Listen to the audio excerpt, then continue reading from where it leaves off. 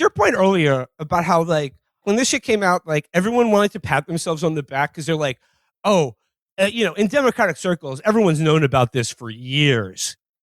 Yeah. It's just like, well, oh, cool, man. How brave of you for piping up now when it's like a national news story. Yeah, but it also just like, oh my God, wait, you work in politics? That's so fucking cool. I never thought that any you people organizer memes. I'm giving you. Still hasn't posted a fucking meme about organizing. I've killed 20 hostages and he won't do it. But any of these accounts. All these people are like, because there was some low-level staffer or doing like comms work for like a fucking like city councilman. They're like, I'm going to take you behind the real Washington, D.C. And it's just like, I'm going to pierce the veil of power in politics and let you know that, like, yeah, it's kind of an open secret that everyone we work for is a depraved sex maniac. Yeah, it just like they're doing Aces High. We're going to show you the real Washington, D.C. Felix, I will say, I frequent the pediatric ICU at work, and I talk to a lot of these children who are terminally ill, and I'd say 9 out of 10 of them each time it's just like, I just wish he'd post an organizer meme. That's all I want. And he refuses to do it. Andrew, as a medical professional, how many children would you say have died in the last 5 years because he hasn't posted an organizing meme? Upwards of 70. So sad. But no, it's just like these people, it's like, you wouldn't believe this, but I actually have the job that's for people who are amoral and obsequious enough to be junior investment bankers, but lack the intelligence. You wouldn't believe it, but I worked in that job and I learned some secrets that I am somehow not revealing until fucking now. I don't know. I have fantasies about I would like to go on a road trip with organizer memes, Olivia Giuliana, like all these people, and eat egg salad sandwiches in the car like Vince Vaughn and Dragged Across Concrete. Hear the real inside story of Washington, D.C., but a lot of these accounts have blocked me. So I could just like, I don't know. I'm not even know. I can see it like kind of like a Kerouac fantasy of just like, you bring a film camera and you're taking pictures of the organizer memes in Marfa, Texas. You're like, what a fucking incredible trip, my friend. Yeah. Oh my God, Andrew, it's like the ninja and Travis Scott pick. I think I'm very clearly the ninja in this situation. Organizer memes, the Travis Scott.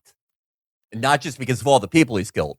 Season 3 of the Pitt is going to be like Dr. Robbie, and he's going to be like, the cost of healthcare for the average American is skyrocketing. And then Dr. Alashimi is going to be like, and the organizing memes often don't even post memes, and our patients are dying as a result of it. Look to the camera. You can help.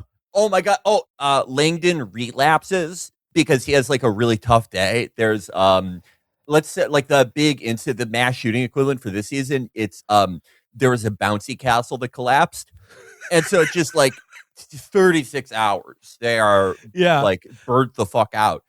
And he's just like, I just need to see a meme about organizing. Like, just show me a meme about canvassing. Show me a meme about canvassing. And then he goes to organizer memes page manually. That's how bad he wants it. He goes there manually. And he's expecting to see something about like using Act Blue, about like knocking on doors, about phone banking. Instead, he reads the 50th post that day that's like, you shouldn't ask Jews if they support Israel. And he just swallows an entire bottle of Xanax like a snake.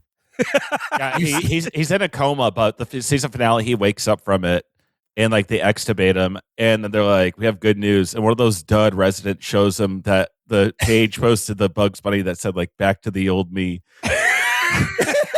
And it's all gonna be okay. It's a whole finale. Finally, the patient's intubated, and they're like they show them Bugs Bunny like I don't know, time to knock on doors and hand out leaflets and flyers at my local farmers market. They're like, they're like, it's Bugs Bunny, and then they're like, could you express how you feel about this meme? And then Dr. King is like, you can use this iPad. You can type out how you feel. Thumbs up, thumbs down, and then they're like, flatline. This is, I don't know what, like I've repeatedly like auditioned for the Pitt. I'm banned from the set, even though I've never been there. Man covered in shit. Yeah, he showed up to the pit with one of my balls threaded through my fly. And I was like, I'd like to play a new doctor, please. But I think they should let us write for the show. I'm a resident who's pushing 40.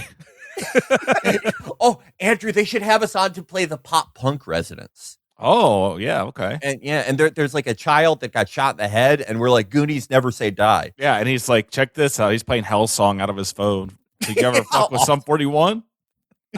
Oh, that's so cool. They'll bring you on as the night shift after like the fifth hot air balloon accident in the city of Pittsburgh that day. Sends another 40 bodies to the ER. Yeah. And they're like, we're bringing in the ringers. We're bringing in the ringers from the night shift. They need to have me on there. You're like the fat boys. You want realism. You want realism. You do like The Wire and the Sopranos, where they had people who actually lived that life. But I'm gonna just keep doing improv. They're gonna kick me off the fucking show. Yeah, Andrew, I had the same idea. I want to play a doctor who's like, I moonlight as a comedian, and I don't have all these problems, like all these. I'm not self-harming. I abuse Xanax responsibly. I'm not suicidal, except for when I'm inconvenienced. Like, I'm not like a head case like all these other fucking doctors. But moonlight is comedian, and so like whenever everyone's like really down, I sort of bring the mood back up. And here's some ones I thought of while I was watching it.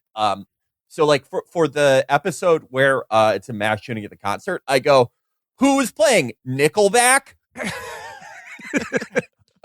This is really good. I think this is like they could end the episode on this one. You remember the episode where like the kid is brain dead and the parents are like really struggling through it. It's like multi-episode, really sad. I would come in when Dr. Robbie's talking to the parents, and it's just like they're screaming. They don't want to like go to talk to the organ donation person. And I'm like, well, I guess we know who your son's voting for now. Donald Trump. I'd say that. I would do the classic good news, bad news gag, like with like the sister who drowns. I'd be like, you want the good news or the bad news? Well, the good news is you have about half as many birthday and Christmas presents to worry about going forward. I'd be the little icebreaker to break the tension. They'd be like, this patient is having profound amounts of emesis. They're throwing up over and over. And then one of the residents is like, oh, let's get him some Zofran. And I'm like, look at their QTC prolongation. You can't give that to them. Oh man, if Andrew, you could bring back DTD, that could that would be like really good. I think there'd be less mass shootings if we still had D2D. Patient goes by organizer memes, but a brief audit of their social media account shows no organizing memes being posted whatsoever. And then like Santos will pipe up and be like, actually, in the Washington Post article, he dressed as the government slut down for Halloween. Is that not a meme? And then they'll be like, you're fired. Fuck you. There should be an episode of The Pit where it's on Halloween and the whole staff are doing a pimps and hoes party while they're working. Langdon shows up dressed as Obi-Wan Kenobi, and he's like, what? I thought it was Halloween. Oh, well, all right. It's about 20 minutes into the show. Let's officially start the show. We're going to talk about the war. But like, if you make The Pit, please contact us. We want to play characters that are Leslie Nielsen, but he kills people. Please contact. Also, if you were also Scott Gimel or Noah Wiley, please let Dr. Langdon do drugs again. He's a better doctor and cooler when he's fucking high, okay? And like, hospitals have plenty of drugs. They're the place with the most drugs. And who would be more responsible at using drugs? I think it'd be cooler if like his whole thing was like, I have an Ambien problem. Oh, if he was like, if they changed it to like he's the sleepy doctor and he's always wearing a nightgown and he carries around a candle. Working nights, huh? And they call him Dr. Wee Willie Winky. Yeah, that was my thing with Kat Abigail. I thought that she should have leaned into being sleepy. Like, did you say she should start a pack called Wake Up Pack? No, it should have been called Unwakeable. And like, listen to how good this ad is. Like, she got so fucking close, man. She almost beat like a real guy who has a Wikipedia page. She got close, and she just had like other people like her running the campaign. But if she had me, here's what the ad is. It's so good. Okay, so it's like a low light reel of America. Charlottesville, January 6th. Some type of annoying protest where like white people are wearing those "I'm sorry" shirts. And intercut with all of them is Kat like just asleep at a restaurant booth. And it's sort of like the Daisy ad, because it's implied like I'm too tired to be too woke or to be like too right wing. I like none of this rioting, none of this is going to go on because I need to sleep 22 hours a day. I am really tired, and it would then just unwakeable flashes across the screen. We would have sold like Cat 2026 nightgowns and candles. Candles would be a huge thing. But I don't know. I think she's like a Nixonian figure. I'm excited for her to be president. And, everyone at the rally is wearing sleep masks. Yeah. Usually when people have their mouths taped shut, it's like a protest of some kind, but this is actually to encourage breathing through the nose. Yeah. You can't dream unless you sleep. That's all good. Oh, that's so good. Andrew, we would be like Halderman and Liddy in the cat. Yeah, there needs to be a Tanner 88 type of series, but it's Felix. We could change the world. April 30th. Okay. We dispensed with Eric Swalwell. We dispensed with Kat Abu. We've dispensed with organizer memes and season 3 of The Pitt. Now let's get shit, I call it. If Mad TV was still going on, we could make a skit where it's like, they're in the hospital, but it's a big toilet and all the patients are poop. Okay. I think you're kind of stepping on pot about Liz toes here. All right. Well, send JD to the negotiation, which, a real case of leading with your best foot, putting your best foot forward. And they wanted to make it look like Iran folded to that threat, obviously. But I hope that one day we do get a book about JD negotiating with them, because it is like one of the most fascinating disparities in negotiating parties. It's astonishing. You have like on the Iranian side, you have all these guys who like came of age during the Iran-Iraq War, then like got dual PhDs in like engineering and early Ottoman literature. They speak 9 languages. They're all really hot. They're like walking outside, daring people to assassinate them.